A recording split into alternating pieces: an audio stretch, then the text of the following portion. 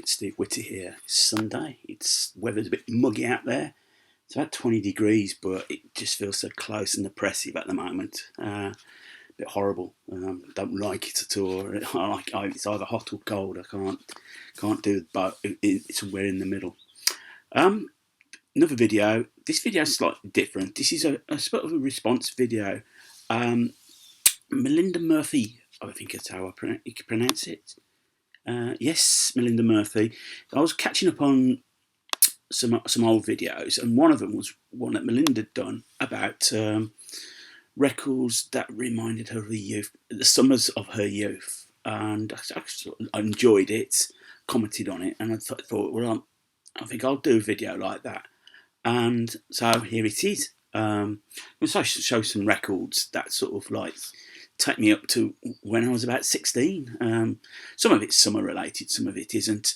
A lot of it would be related to radio and what I saw on the telly. And so the first one showing T-Rex. This is Electric Warrior. Now, Top of the Pops when I was growing up was the key program for me. It was how I consumed my music. It was very visual. Pre-MTV, I suppose. Bands miming, and Mark Bolan was in the early 70s was frequently like T-Rex were the big band of the early 70s. And there's one on the album here. You've got Get It On, otherwise known as Bang a Gong in the US. And there's one Top of the Pops appearance where he's got Elton John helping him out on piano as well. So it's quite a sort of iconic scene. So Mark Bolan probably was my first sort of music idol when growing up, and when he passed away, it was probably the first time I had something that I called my own had passed away. And this predates any of my family passing away. Another iconic Top of the Pops appearance, and when this guy passed away, it suddenly all come flooding back. This is David Bowie's Rise and Fall of Ziggy Stardust and the Spiders of Mars, and when he performed Starman, such an iconic appearance. I do remember, I think I was staying at my auntie's at the time, or maybe watching at home. It's sort of vague. But it was the iconic thing when he put his arm round Mick Ronson's shoulder. Now, that was quite shocking at that time. But we did it at school. We started copying it at school, and it was sort of looked frowned upon because putting your arm around your mate's shoulder was sort of seen as being effeminate. But that appearance at Top of the Pops, it just broke barriers. The amount of people who watched that show, who went on to be musicians, it's one of those game changers. Really, it really was wonderful time. Glam rock was very visual, and to be a 7, 8, 9, 10-year-old growing up watching, getting a half-hour fix on Top of the Pops, it was just a wonderful time just to watch, to absorb it in. So by the time I came 10, I think 10-year-old, I was holidaying in Swanage when I turned 10. On the radio a lot was 10cc's. This is the original soundtrack, and the track I'm talking about is Not in Love. That was all over the radio, and I think it may have done Radio 1 and 2. It's such an iconic song. I mean, the album itself now, when you could come back to it and listen to it, you just think, wow. This was just, again, I hear this song, it reminds me of 2 weeks where the sun shone, I got sunburnt, my skin peeled, first time it ever happened. And just being with the family, playing football on the beach, swimming in the sea, eating ice cream. What more could you ask for as a child in life? And probably one of the biggest bands of that period would have been ABBA. They had the songs. So this is ABBA, the album. No, this is ABBA, self-titled ABBA album. And, things like Mamma Mia, SOS, were just, again, all over the radio. SOS wasn't number one, but Mamma Mia certainly was. SOS. I think I read somewhere Ray Davies reckons it was one of the greatest pop songs ever written. So yeah, that was all over the radio in this, as my youth in the summer. Likewise, when it came to an Arrival, which came out following '76, again another wondrous summer. A lot of school trips, 1976 in Britain was the year when we had a big drought. The sun shone, but no rain, and the reservoirs were all drying up. We had a water shortage. People were encouraged to take a shower bath, and this is when showers started to come in because showers used far less water. But you got the songs on here: Dancing Queen, Money, Money, Money, Knowing Me, Knowing You. Again, soundtrack to that summer. It's just great. Great memories. I suppose if I'm going to show sort of things from my childhood, I'm going to have to show some of that might hit my credibility within the UK VC a little bit. But one of the most popular programmes, particularly when I was about 9 or 10 on the TV, was the Wombles. Now, the Wombles were furry little creatures that lived on Wimbledon Common, and they recycled goods. They picked up all the rubbish. In a sense, it was groundbreaking now. Everyone's into recycling, but it was very unknown in about 72, 70s. And a guy called Mike Batt wrote the theme song to the Wombles, the Wombling song, and he decided to put it out as a single. So they all dressed up as characters. Chris Spedding, I think, played guitar. So I'll tell you who the characters are. That's great on the left, Great Uncle Bulgaria. Then you've got next to him Orinoco, who's sort of like the favourite one. He's sort of fat, lazy one. Madame Cholet, that was sort of like the cook who looked after them all. The school cap was Wellington, and that's who Chris Spedding played on Top of the Pops, playing with the Flying V guitar. And then you had Bungo, I think. And they went on. They went on to have quite a few hits. Remember You're a Womble. Wombling Merry Christmas. And when I started buying again, I went in the charity shop and I saw this for £1. It's a sort of box set. Wondrous Stories. It's just great. It's just again memory of childhood. I think my mum, she was very good at sewing, and she made me one. I think it might have been Wellington. I think she did. I can't quite sure, but they were all the vogue. And it's still, it's just, It's simple, happy times. Life was simple then when you were a child. That's probably the thing about childhood. Life was very simple. You get up, you eat your food, go to school, do your homework, and if you're lucky, you got time, go out and play. And then if you're really good, you can watch telly. Watching telly, again, from that early period, the Top of the Pops, probably one of the most iconic appearances, and it certainly got everybody talking to school, was when this band first appeared.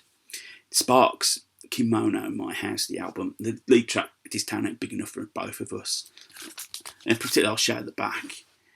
You got Russell, and you got particularly Ron. Ron on the keyboards with his Hitler Tash, which was quite shocking in itself because nobody had one after World War II. Very popular before World War II because of Charlie Chaplin, but after that nobody had one. But then he stared at the audience, and I think everybody at school just talked about it.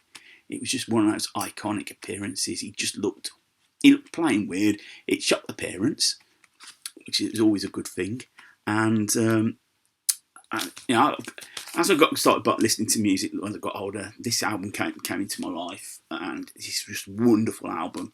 But again, just memories, just sharing music with friends. We just talked about what happened when we watched Top of the Pops.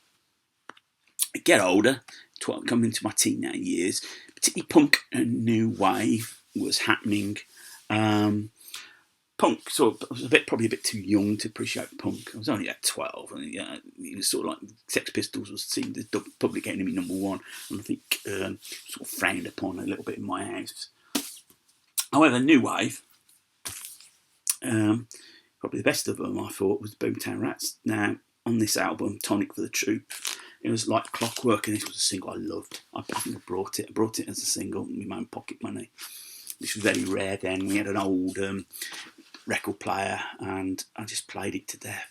Loved it on the radio. Always loved the Boomtown Rats this period. And the follow-up single, Rat Trap, which came out in October, got to #1 in the UK. And this is when that band hit the peak. Bob Geldof, obviously people know him from Live Aid and everything, but was actually quite a big household name in late 70s Britain. The Boomtown Rats was probably one of the biggest things going at that time in the UK. Again, just be sharing it with your mates. Then the following year, 79, this record, well, the lead single, this is Two Way Army Replicas, Our Friends Electric. And I was now starting to buy singles quite a lot. And I just brought this when it came out, when it got in the charts, and I just played it to death. And again, it's, sharing it with your mates, and but that's when you started to notice people. When you're younger with music, you tend to go in different directions. People were liking disco, liking the pop, and others were liking. Well, I was liking more the new wave, and sort of drifted away. And anyway, it's different. It was different to what my mum listened to. And that was probably the key thing about it. I mean, Our Friends Electric, calling Gary Newman genius, because he practically played all the instruments on the album, and like that. But it was so different. It was, the first time really an electronic, mainly keyboard sounding record got to #1 of that point. But it was very influenced by Kraftwerk. Bowie was a big influence.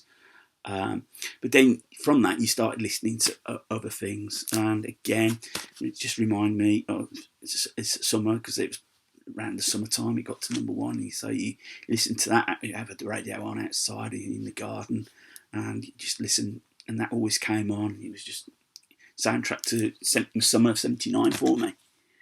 And then a couple of years later I hit 16 and I'd done my GCSEs, O-levels and CSEs.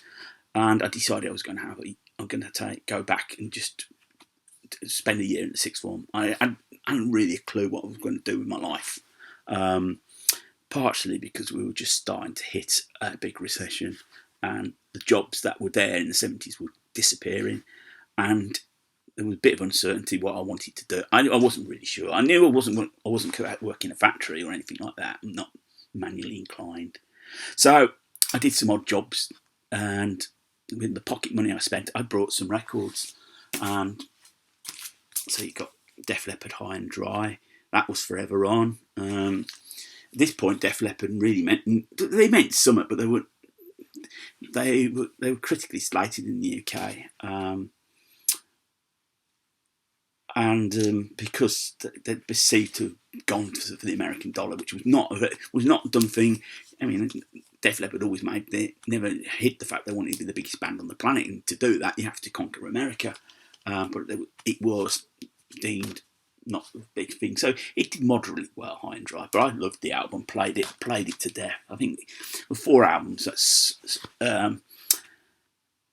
sort of summarised summer 81. I had because I finished my GCSEs, I finished school quite early, so I had a big long summer holiday as well to enjoy.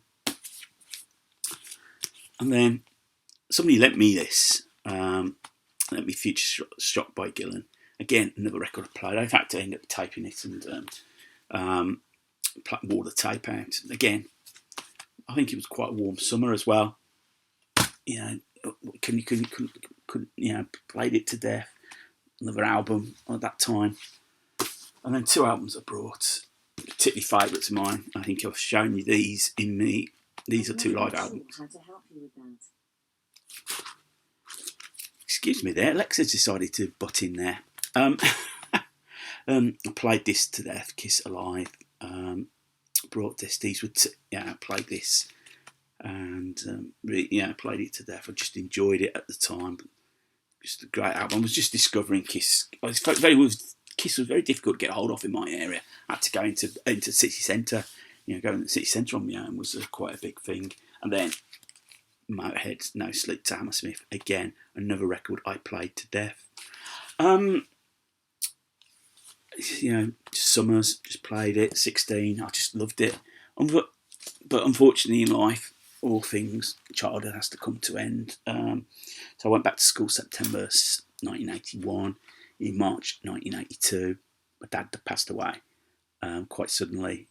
Childhood had finished. Suddenly I was the eldest. I had to be the so-called man of the house, and suddenly no such thing as childhood. It had just been taken away from me. So suddenly you grow up. It's very difficult. It's only now, I'm going to turn 54 in 10 days' time.